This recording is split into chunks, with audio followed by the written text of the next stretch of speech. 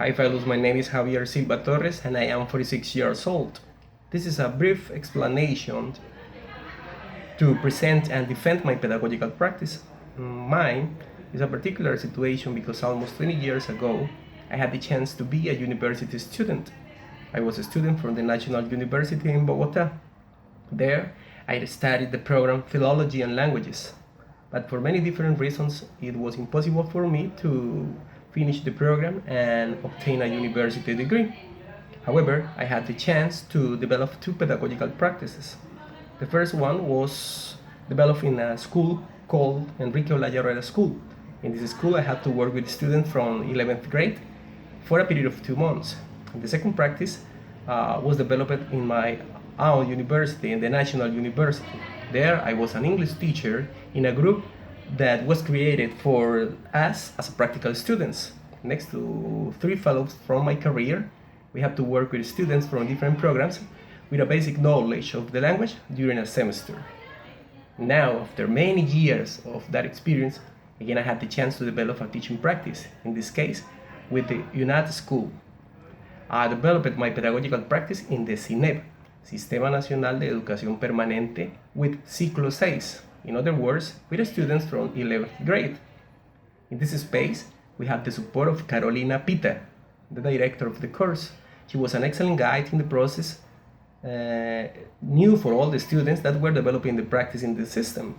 This type of practice is not the same that a regular practice because the experience is not a face-to-face activity.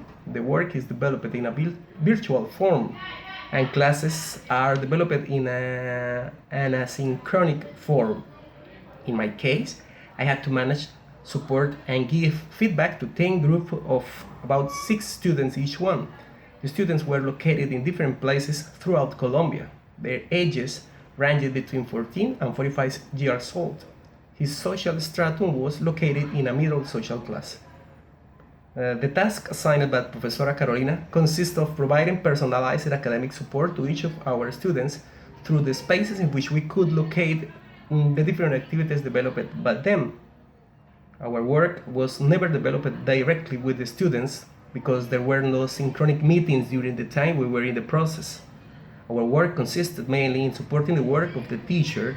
We graded and corrected written assignments as well as previously recorded speaking activities loaded on the platform, providing later the appropriate feedback to each one of them.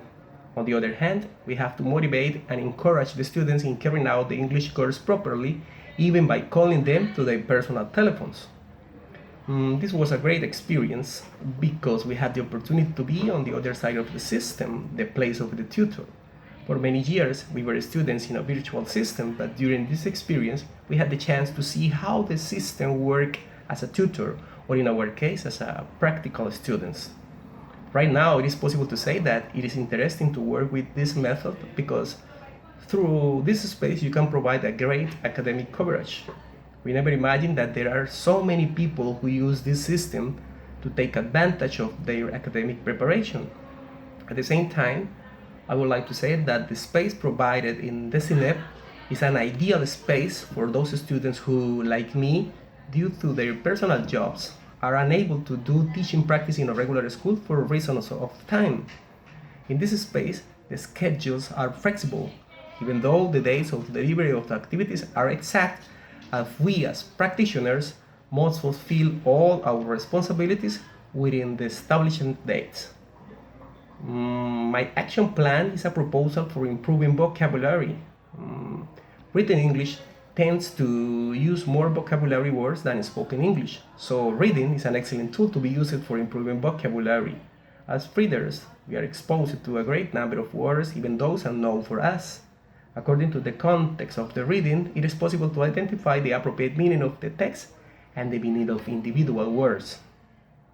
The biggest challenge for future teachers of English is the competition that has been generated little by little due to the large number of people who are studying careers related to the teaching of English. The competition is always good because it makes people prepare to be the best, but however, in our country, the best jobs are not always the best in a field of action. but those who have more influence. To solve this problem, it is necessary to train daily and constantly improve the communicative and grammatical aspects of the second language study. That's all, fellows.